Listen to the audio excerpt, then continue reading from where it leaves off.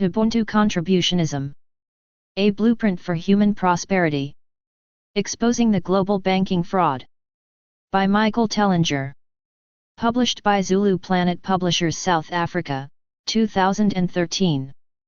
Copyright Michael Tellinger 2013. Bright light at the end of a dark and gloomy tunnel. Every morning, billions of people get up to start their daily chores.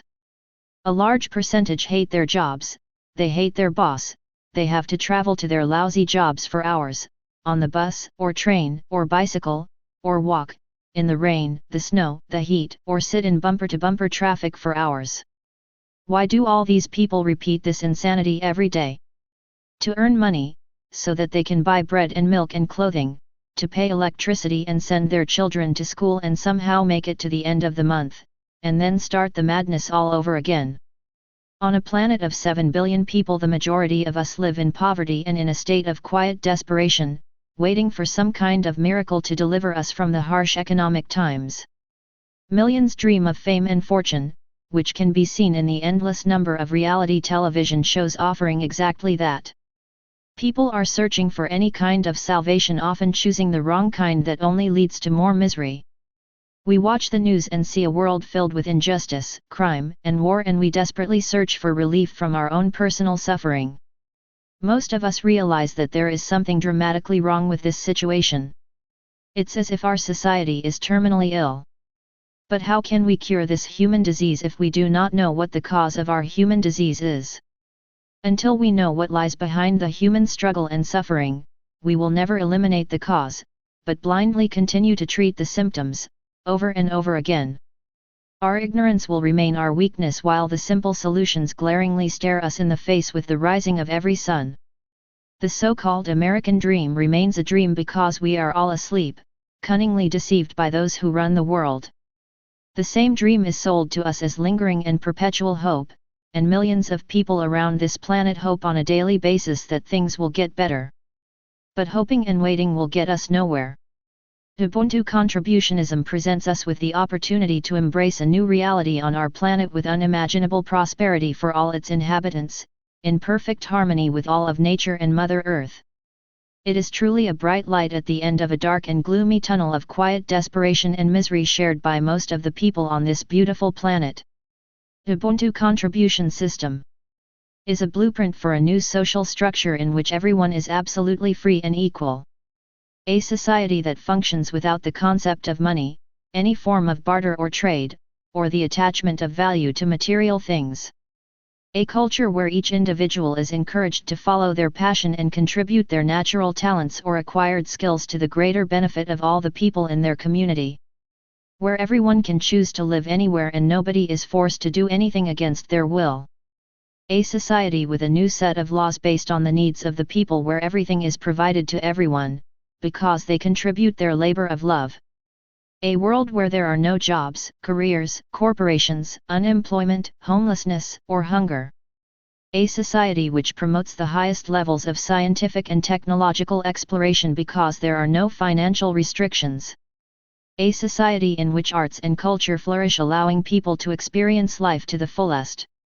A society in which spiritual growth of its people, through the explosion of arts and culture, will allow the rapid rise of consciousness to fully embrace the concepts of unity. A system that provides unimaginable abundance of all things on all levels, almost impossible to imagine by those trapped in the capitalist consumer-driven environment of today. This is our planet. This is our planet, Mother Earth, our home in the universe. The only reason we are alive and can exist on this beautiful planet is because she has somehow managed to dish up the perfect set of circumstances that has allowed us to exist here. If you were lost in space and someone asked you, "Where are you from?" you would turn around and point at this spectacular planet and say, "I am from Earth, that planet over there." You would most likely not say, "I am from the USA, or Japan, or Australia." From a distance, Earth looks so beautiful and peaceful and wholesome and united, and yet, as we get closer we begin to see the great divisions that have been forced on the beings that inhabit this planet. From the day we are born we are divided on so many different levels and in so many ways that we don't even recognize our division anymore. We are divided by country, flag, province, religion, city, state, continent, what car we drive, what job we have, what school we go to, what sport we follow, brand of clothing, credit card, what beer we drink, what music we listen to, and how much money we have. The division is endless. Think about it, we live in apartments. It is through this division that we allow ourselves to be manipulated and controlled beyond our wildest imagination. Without most of us realizing it, the divide and conquer principle has been successfully implemented on our planet and is being used very effectively to keep us under control and in a perpetual state of conflict. Born free, but imprisoned on our own planet. We are all born free on our planet, and yet we cannot move around freely, we cannot live where we choose to, we have to follow rules and laws that we did not agree to, we have to work to earn money, and we have to pay taxes to some authority that we know nothing about. All we know is that if we do not abide by these rules, we will be at odds with the system and possibly end up in court and quite possibly go to a place called jail. We only realize how enslaved we are when we try to challenge the system or extricate ourselves from it. None of us agreed to any of these rules and restrictions before we were born or at any stage after we were born, especially not in those first few minutes after we emerged from our mother's womb as free human beings.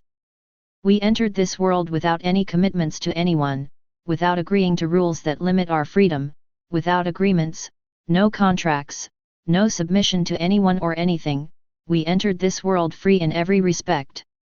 While we honestly believe that we are born free, we are all in fact born into lifelong slavery and servitude to a system that has been imposed on us for thousands of years. It is at that critical moment when we are born that our parents sign away all our rights and hand us over as property to our respective governments, by signing what is known as a birth certificate. By doing so, our parents unwittingly and innocently change our status from free human to that of citizen and property of the state.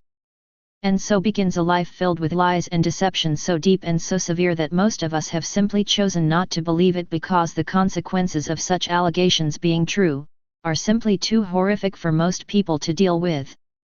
But these are the cold, harsh facts we all have to face and decide what we are going to do about it. And just as children that were born into slavery in the southern USA or ancient Egypt, had to face the facts at some stage of their lives, we as humanity, have to face these facts as we realize that the entire planet is a giant slave camp, not just some people or countries of the past. Lessons from history. Every socio-political system we have ever had as the human race has failed us dramatically. Humans everywhere live in misery. There seems to be no happy outcome to the political and economic mess on our planet. Every year, every month, every week it gets worse. We have to wake up earlier, work longer, and work harder to survive. There is more poverty, more hunger, more homelessness, more despair than ever before. Life has become too unbearable for too many to make any sense of anymore. Millions are drowning in debt, suffer marital problems, and often look to antidepressants or other addictive substances just to get through the day. The fact is that exploitation does not discriminate. The daily reports of financial doom and gloom are clear signs that the system cannot continue like this for much longer. The whole world is on the verge of a devastating economic meltdown with catastrophic results. The global economy and natural resources have been plundered by reckless and ignorant politicians with no accountability to the people they are supposed to serve, but somehow this thing called an economy keeps going and keeps us growing against all odds and against the predictions of many experts. How is this possible? Who or what is propping up the global economy and preventing it from imploding? Hunger on a planet of abundance. On a planet with over 7 billion people, more than half of us live below the breadline, surviving from day to day. According to the Guardian newspaper, May 12, 2011, the United Nations announced that 1/3 of the world's food goes to waste every year. Over 1.3 billion tons of food is discarded, not because there is no one to eat it, but because people do not have money to buy the food. And so, thousands of people die of starvation every day and billions more go hungry for lack of money or any other means to care for themselves. If ever there was an example of deep division between the haves and the have-nots, this is it. If we think that the authorities are going to do something about it, we are grossly mistaken. It is the authorities that are squarely behind this manipulation of people's lives. This is where it starts to get complicated for the average person who believes that the government is doing what it can to help us. Nothing could be further from the truth, so let me be very clear on this: the government is not your friend. Our governments have allowed giant agricultural corporations like Monsanto, DuPont, and others to slowly take control of the global food supply. These giant multi-billion-dollar corporations have thousands of patents on genetically modified seeds, and they are rapidly replacing all our natural seeds with their genetically modified organisms. Many of their seeds are sterile and cannot regenerate themselves, leaving Monsanto and alike in control of seed and food supply to the world. And those who control the money and the food, control the world. It is almost impossible to get natural food on any supermarket shelf anymore. Most of the products are genetically modified with uncertain effects on the human population. In some countries and states it is now illegal to grow your own food, thanks to new bogus laws and bylaws instigated by these corporations to take more of a stranglehold on people everywhere. Although there are some countries like Brazil that have stood up against Monsanto, this inhumane activity is supported by our governments. In the USA, a large group of around 300,000 organic farmers filed a lawsuit against Monsanto, who have in recent years squashed independent organic farms from coast to coast. The global farming community is under full onslaught by these GMO, genetically modified organism, giants who are out to take control of all the farms and global food supply. DuPont have contracted hundreds of retired law enforcement officers to patrol farms in the U.S. to seek out any potential intellectual property theft. As a result, thousands of farmers in the USA and around the world have lost their farms to the extortion tactics of these giant corporations. Any farmers caught with patented crops growing on their land are prosecuted. In most cases, the farmers do not have the funds to defend themselves against the most powerful corporations in the world and lose their farms to the corporation. And so, the silent war against humanity continues right under our noses, but most of us are simply too ignorant, too gullible, or too busy to see it. The war on our food supply is just one of many endeavors across many sectors to keep humanity under control. We keep falling for the lies and deceptions of our politicians. We believe that the government is our friend and that they would not allow nasty corporations to harm us. But unfortunately for the ignorant humans, nothing could be further from the truth, but something has to give. Waking up to the terrible truth. The system is fundamentally flawed and is not sustainable for very much longer on a planet with a rapidly rising consciousness. It is this rise in global consciousness and rapid awakening taking place among humanity that has become our saving grace. People everywhere are waking up to the fact that the system is broken, it cannot be fixed, there is no remedy for the current crisis. There is no happy outcome to the money-driven system that we have all been lured into by our leaders and the banking elite. Imagine a complex mathematical equation in 1,000 parts. At the end of it, you realize that the final outcome is incorrect. It is no use fixing step 999 if that is not the root of the problem. Nor can you fix it at step 950, or even at step 500. In the case of our planet, the problem occurs at step 1, the fundamental basics of the global monetary system. But if we want to find a true and lasting solution, we have to truly comprehend the cause of our demise. We have to be brave enough to face the terrible truth of our past and the road that brought us here. And so, we have to ask, how did it get so bad? How did we get to this point of degradation on a planet that is perfectly balanced with its natural order of things? Why has humanity become the virus that is causing the demise of its own host? By now many people have heard the term Illuminati, and some are not quite sure what it means or who these people are. They have been called many names over the years. What we need to realize is that this group of secretive and very powerful people have been at this for a very, very long time. The conspiracy to control the world is not something that happened a few decades ago, or a few hundred years ago. This manipulation of the human race goes back thousands of years to the very murky beginnings of what is often called the rise of civilization. This is where we find the first written evidence of a global elite that took control of our world. Ancient origins of royal bloodlines and global control. The Sumerian tablets are the oldest written and deciphered record of human history. Millions of clay tablets have been collected in the Middle East and Near East, mainly in places like Iraq. This used to be the ancient land of milk and honey known as Mesopotamia, that also contained the Babylonian Empire. Thousands upon thousands of these clay tablets that are inscribed with what is called cuneiform style of writing, have been deciphered with some startling information about our distant past. One of the most chilling pieces of information we receive is from a clay tablet known as the King's List. It gives us critical information about our ancient past, which includes the names of many kings who ruled the world, where they ruled and how long they ruled. It also tells the story and the relationship between the kings and the gods of the time that were both worshipped and feared. But the most important revelation it makes is the explanation of how kingdoms and kings were created on earth. In the days when kingdom was lowered to earth from heaven and the gods appointed kings from among the men, to rule over the humans. Zechariah Sitchin, the 12th planet, this king's list from around 2000 BC in Babylonia, tells us that kings on earth were appointed by the gods to rule over humanity. It gives us the names of 8 kings, where they ruled, and for how long, and it tells us that a great flood swept over everything. Many have speculated as to the mysterious origins of kingdoms and how some individuals suddenly became kings from among all other humans.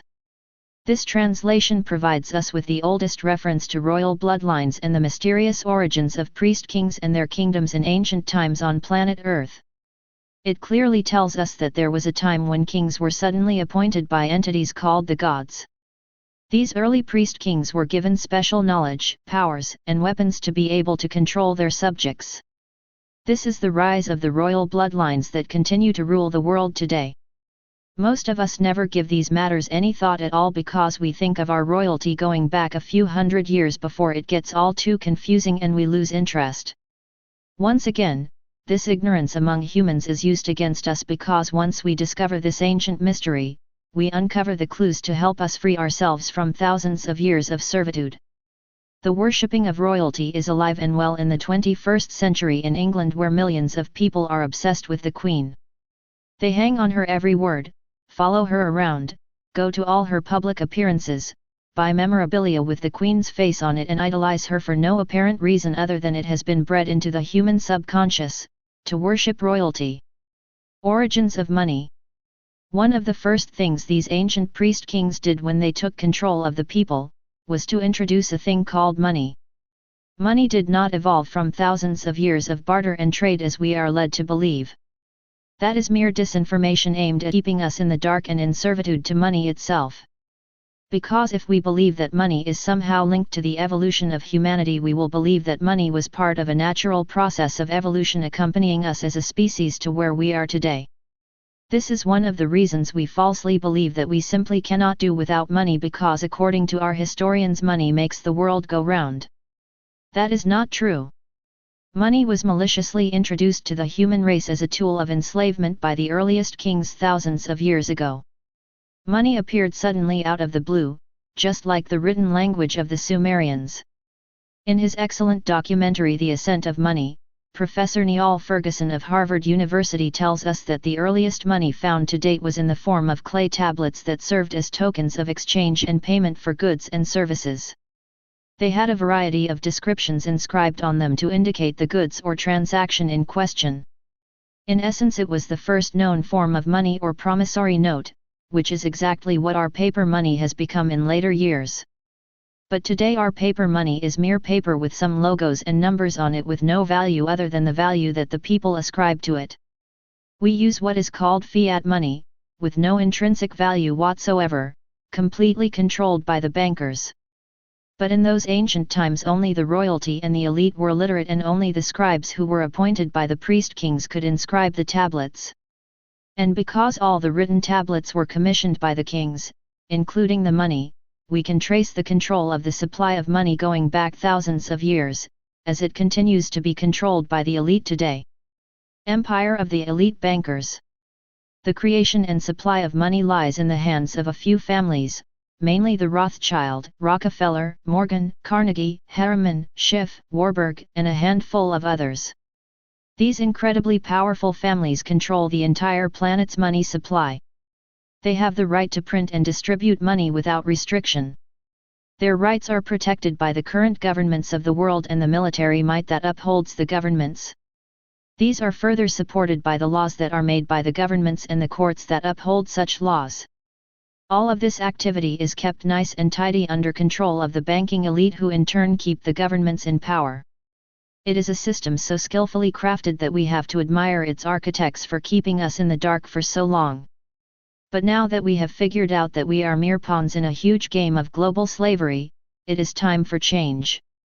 Within a few short years after being born free as living breathing human beings on our own planet, each one of us is absorbed into brainwashing camps, which are conveniently called schools, to begin a process of induction into the matrix system by a process they conveniently call education. It has become such a twisted and convoluted system that the average person simply cannot comprehend the sheer scale of the deception. And when they are confronted by it, they simply discard it or deny it because the truth is simply too horrible to face. Many of us believe that we are free, and that we have choice and free will. These are mere illusions we were granted to make us believe that we are free and that we have rights.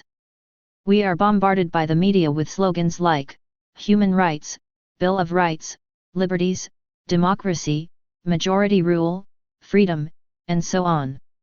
Unfortunately, the opposite is true because what we believe to be our free will is just a cleverly disguised set of options which will guarantee a predetermined outcome for those pulling the strings. We don't have choices either, we have selections, which are also predetermined like a Big Mac or a cheeseburger. Our selection is limited, choice is infinite. The choices we are presented with give us the illusion that we are participants in shaping our future and that we can make a difference. Unfortunately, this is just an illusion because all the choices we make remain inside the slave system. To make a true difference, we have to see the system as a whole and recognize that it has been designed for one thing only: slavery. We choose Democrats or Republicans who both operate within the same system, they are no different. It is this misconception that keeps us exactly where we are, because none are more enslaved than those who believe they are free, as was clearly outlined by German poet and philosopher Johann Wolfgang Goethe. But the human ego seems to be insatiable. It feeds the arrogance in so many of us to do inhumane things. Such behavior is commonly boosted by social status and the acquisition of wealth that keeps the 16 hierarchy and separation alive among humanity. The ones who have bought into the deception and the never-ending lies are most often the ones that will fight to protect it. When we are told about the American dream, it is exactly that, a dream of freedom that we can never attain under the current system. And so ignites the conflict among friends and brothers, driven by ego and patriotism. It is our duty not to fight those who oppose us, but to rather show them another way. A way of cooperation instead of conflict that will benefit all of humanity and not only a chosen few. Trapped in the Matrix. There have been many movies that try to shine a light on our status as a slave species. It is curious that movies are the vehicles that carry deeply encoded messages to help us escape this slavery. I expand on this in a later chapter when I deal with frequency and sound used as a tool in weapons and advanced technology. Some of the obviously encoded movies are Network, Contact, Moon, Frankenstein, Planet of the Apes, Avatar, Wizard of Oz, and hundreds more. The Matrix was one of the most powerful and memorable of these movies. In a spine-chilling scene where Neo meets Morpheus, he learns about the Matrix prison for unconscious humans. Morpheus, the Matrix is a system, Neo. That system is our enemy. But when you're inside, you look around, what do you see? Businessmen, teachers, lawyers, carpenters. The very minds of the people we are trying to save. But until we do, these people are still a part of that system, and that makes them our enemy. You have to understand, most of these people are not ready to be unplugged. And many of them are so inured, so hopelessly dependent on the system, that they will fight to protect it. And so, these powerful elite banking families continue to run the world filled with unconscious people, not only because they seem to own everything in all the large corporations, but they also own and control the three main banking institutions that feed the banks with an infinite supply of money and bail them out when they run into trouble. These are the World Bank, the International Monetary Fund and the Bank of International Settlements in Basel, Switzerland. Their power and control is immeasurable. They control our governments, the rise and fall of stock markets, the World Trade Organization and all the major industries that keep them in control, like oil, energy, pharmaceutics, and especially the media. The unconscious slaves that are firmly plugged into the matrix believe every word they are told by the talking heads on their televisions, continuously promoting the agenda of these organizations. Media, strategic tool of indoctrination. The entire global media empire is owned by a handful of people and a handful of individuals. Media corporations have bigger budgets than some nations and they carry so much influence over humanity that it simply boggles the mind. Very few people truly understand the sheer impact and influence of this critical sector. To successfully compete, some media companies establish partnerships with financial investors, which in some cases have garnered considerable influence. This is the list of the 50 largest media companies in the world during 2012 according to the Institute of Media and Communications Policy. Top 50 International Media Corporations. 1. Comcast/NBC Universal, LLC 40.116 billion euros, Philadelphia/USA. 2. The Walt Disney Company, Burbank/USA, 29.377 billion euros. 3. Google Inc. Mountain View/USA, 27.231 billion euros. 4. News Corp. Ltd. New York/USA, 23.998 billion euros. 5. Viacom Incorporated/CBS Corp. New York/USA, 20.948 billion euros. 6. Time Warner Inc. New York/USA, 20.815 billion euros. 7. Sony Entertainment, Tokyo/JP, 16.750 billion euros. 8. Bertelsmann SE & Co. KGA, Gütersloh/GER, 15.253 billion euros. 9. Vivendi SA. Paris/Frankreich, 12.486 billion euros. 10. Cox Enterprises Inc. Atlantis/USA, 10.560 billion euros. 11. Dish Network Corporation 10.092 billion euros, Englewood, CO/USA. 12. Thomson Reuters Corporation, New York/USA, 9.919 billion euros. 13. Liberty Media Corp/Liberty Interactive 9.080 billion euros, Englewood, CO/USA. 14.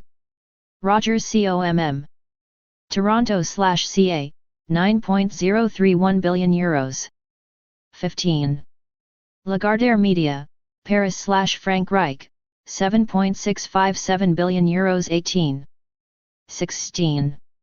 Reed Elsevier plc, London/GB, 6.902 billion euros. 17. Pearson plc, London/UK, 6.754 billion euros.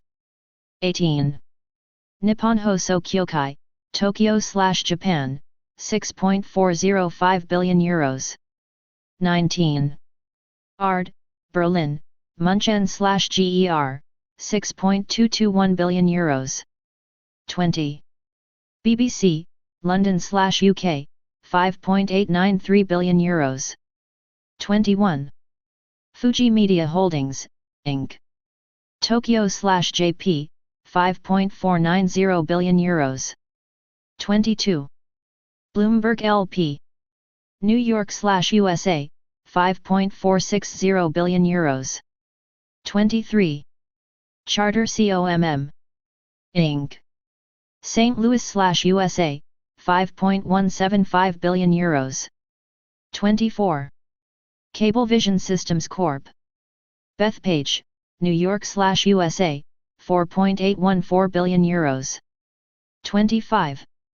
Globo Comunicação e Participações S.A. 4.728 billion euros, Rio de Janeiro/Bra. 26. Advance Publications 4.705 billion euros, Staten Island, New York/USA.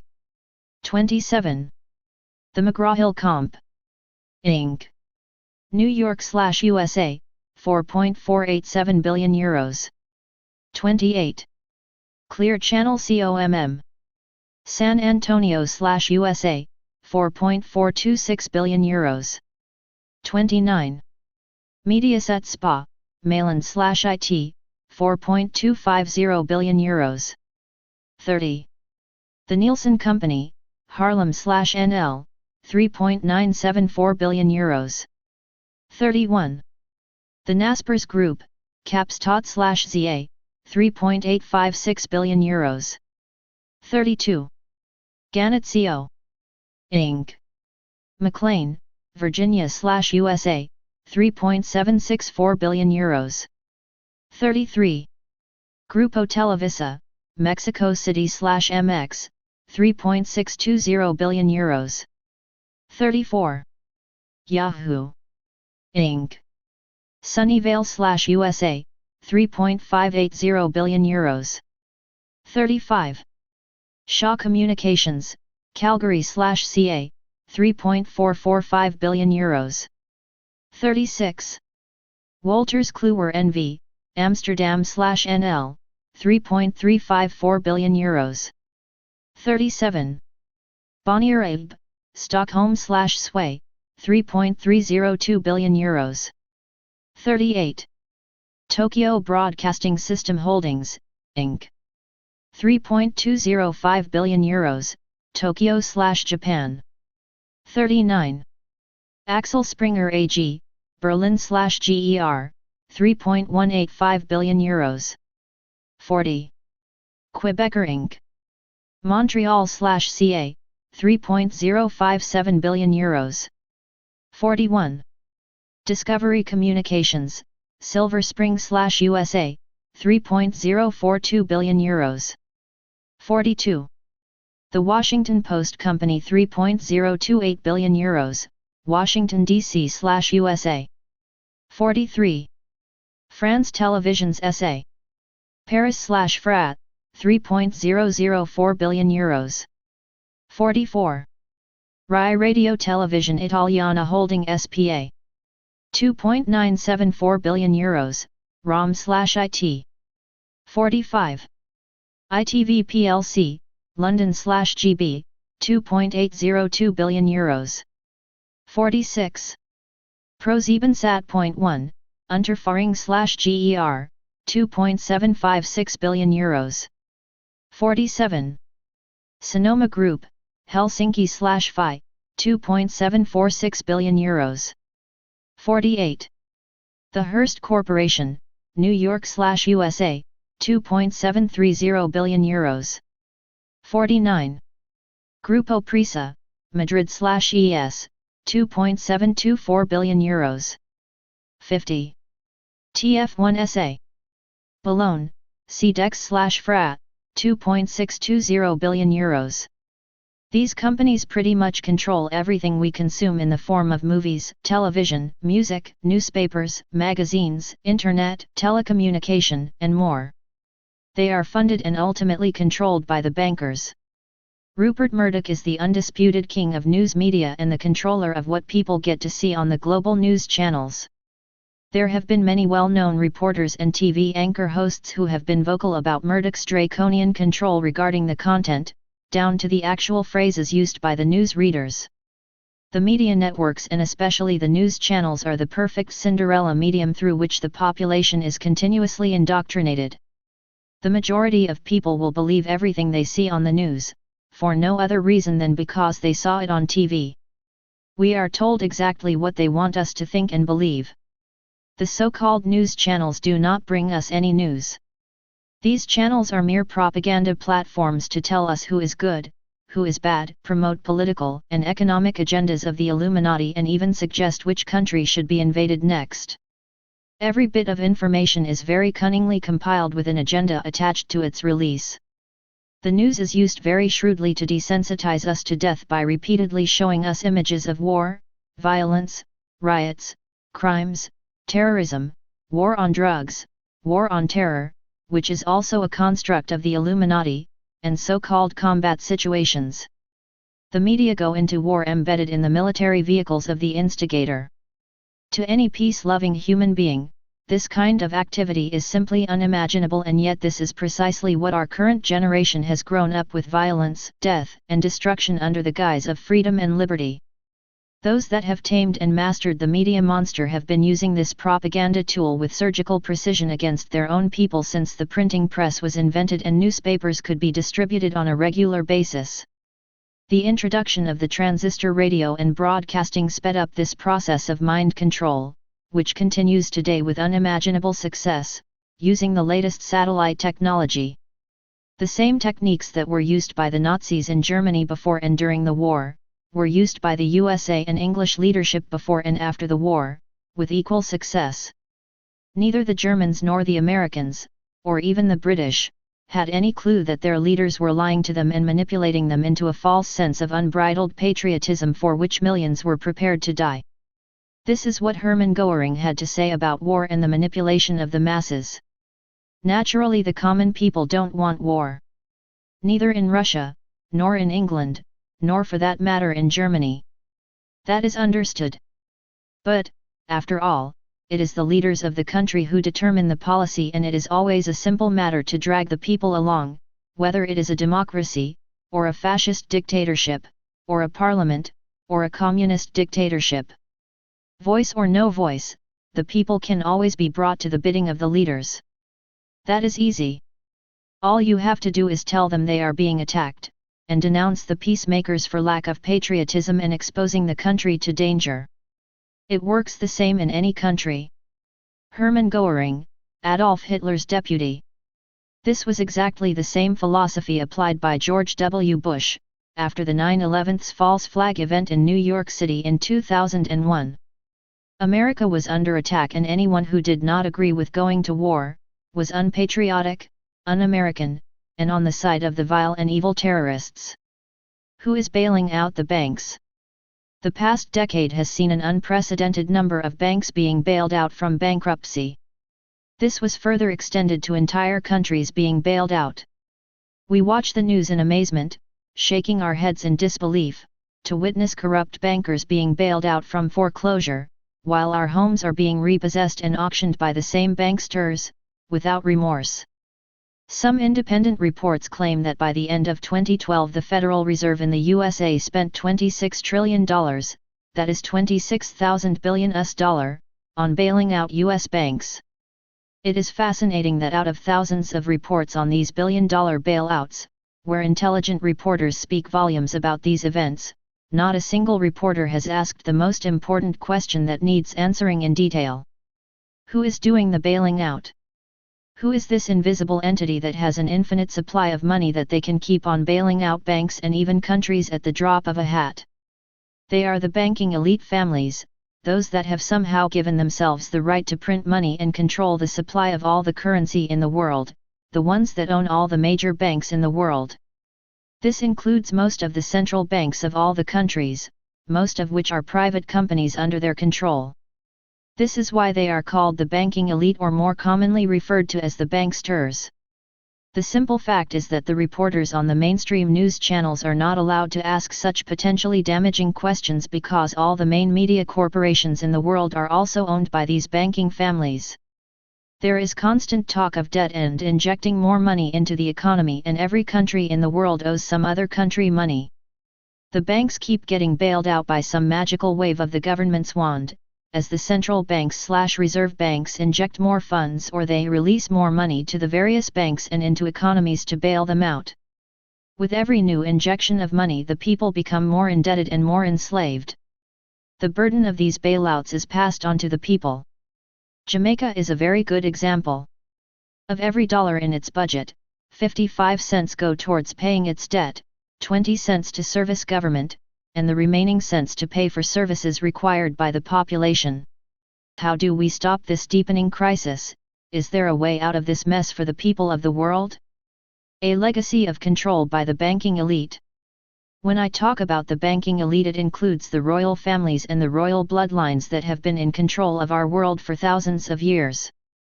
Keep in mind that it was the ancient priest kings who first introduced the concept of money, which means that this control of the supply of money has been handed down by these royals to their descendants, and by extension the bankers must be a branch of the royal bloodlines.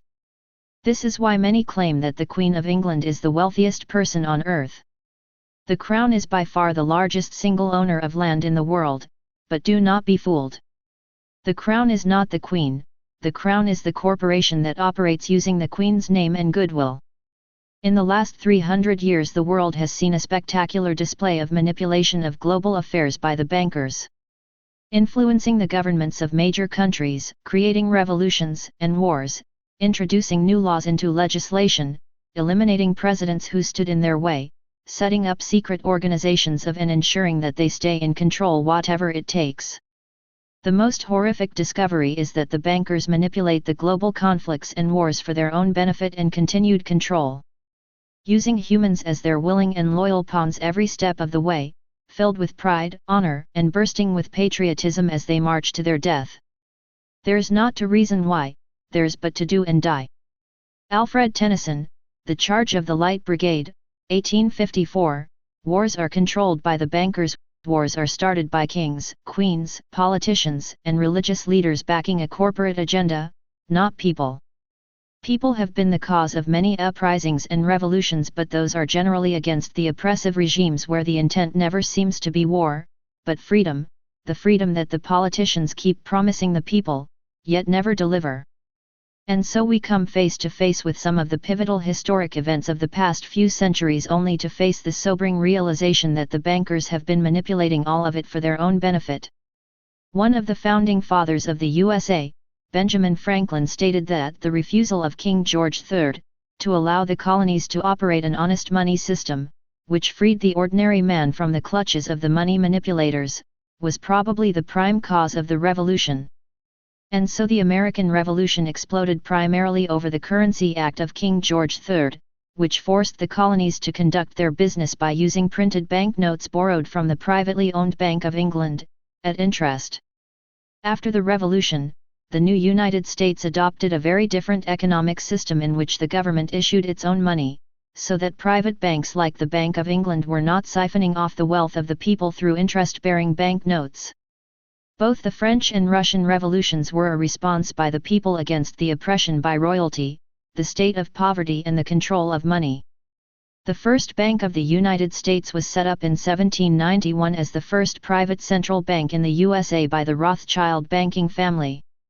It was at this time that we start reading the spine-chilling statements by the bankers and other industrialists regarding their global perspective.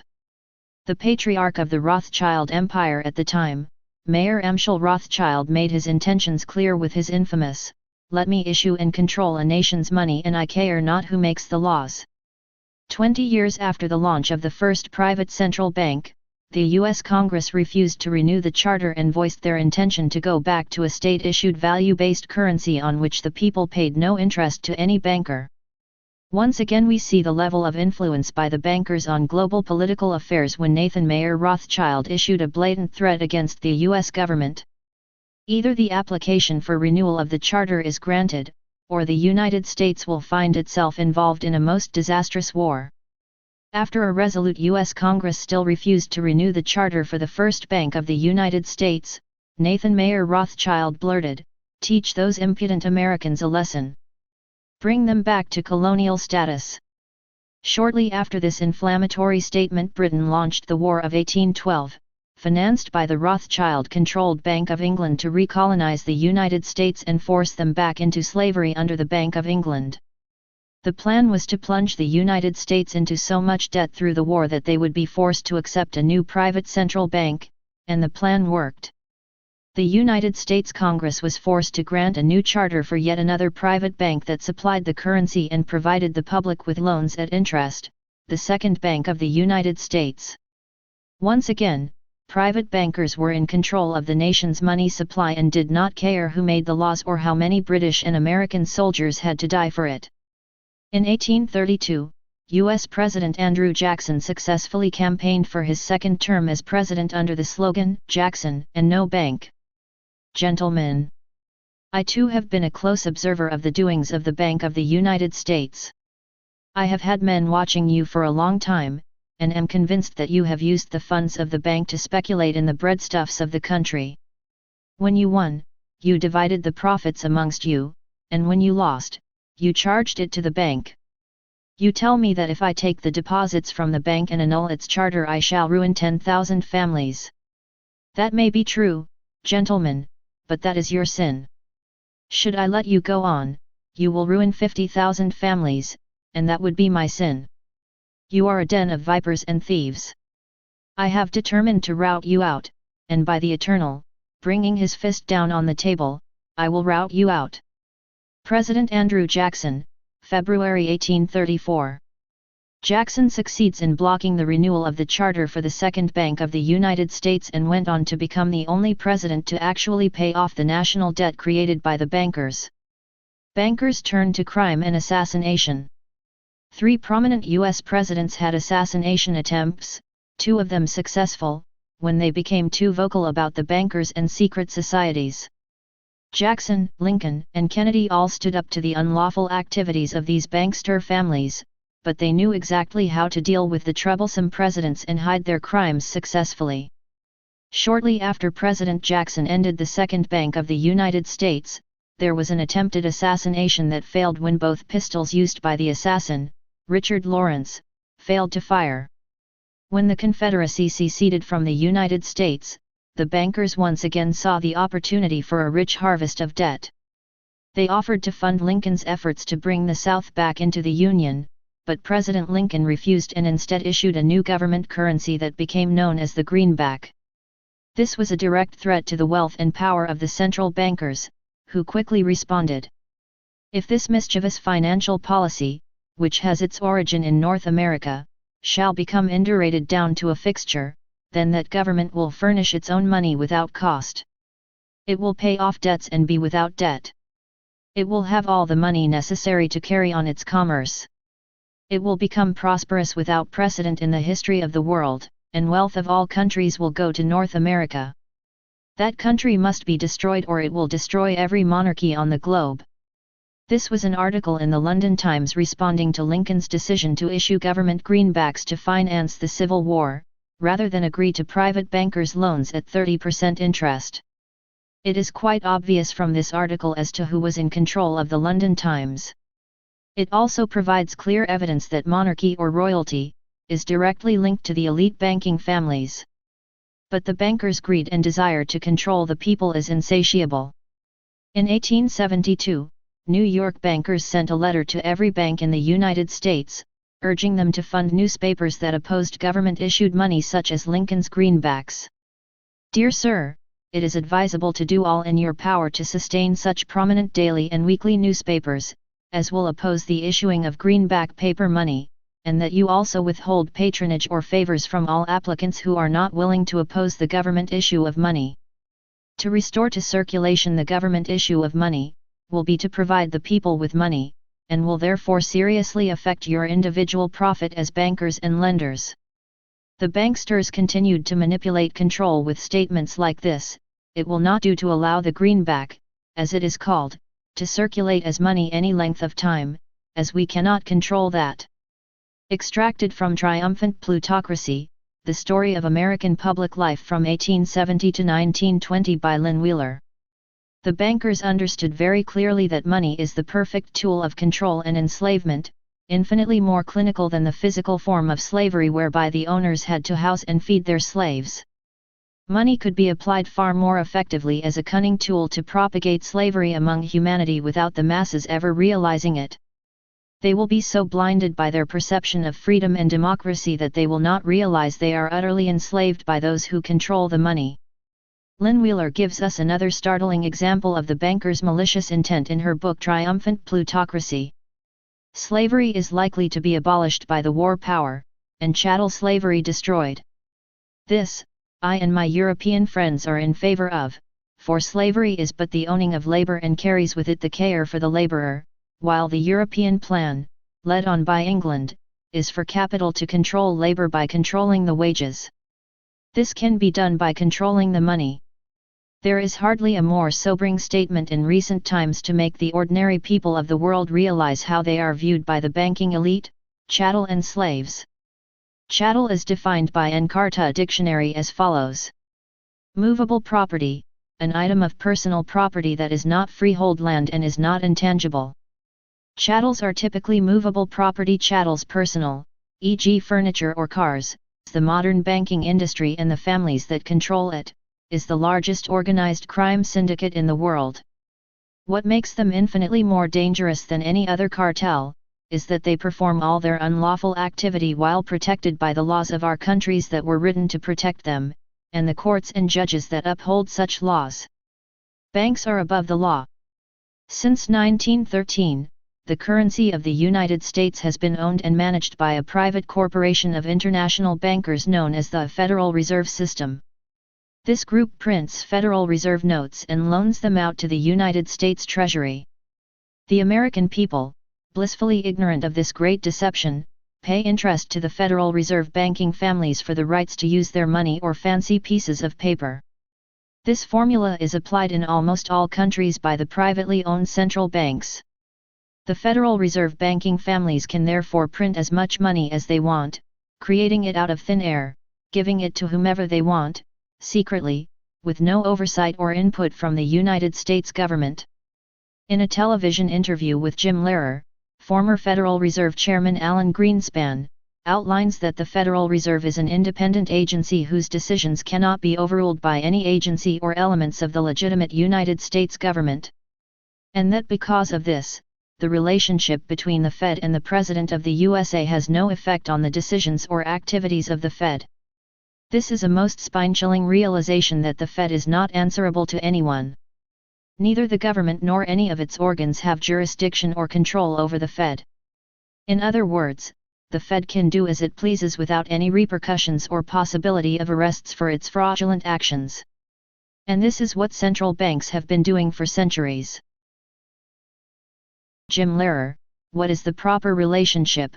What should be the proper relationship between a chairman of the Fed and a president of the United States? Greenspan, well, first of all, the Federal Reserve is an independent agency. And that means basically that, there is no other agency of government which can overrule actions that we take. So long as that is in place, and there is no evidence that the administration, the Congress, or anybody else is requesting that we do things other than what we think is the appropriate thing, then, what the relationships are, don't frankly matter, and I've had very good relationships with presidents. Funding the wars. The banking families have huge investments in the many industries they own around the world. None are more profitable than those who feed the war machine. We can say with comfortable certainty that all the wars in human history have been manipulated by those who control the flow of money. The Rothschild, Rockefeller, Morgan, Harriman, and Warburg families were some of the primary funders of the Bolshevik Revolution, World War I and World War II. Hitler's popular rise to power in Germany sent shockwaves through the banking elite. Not because of his military power, but because of his economic policies. Hitler's first financial move was to issue his own state currency, which was not borrowed from private central bankers and which could be used by the people without paying interest to the bankers. Germany blossomed and quickly began to rebuild its industry. The media called it the German miracle, and Hitler was made Time magazine's Man of the Year in 1938 for the amazing improvement to the life of the German people and the explosion of German industry. All rights reserved.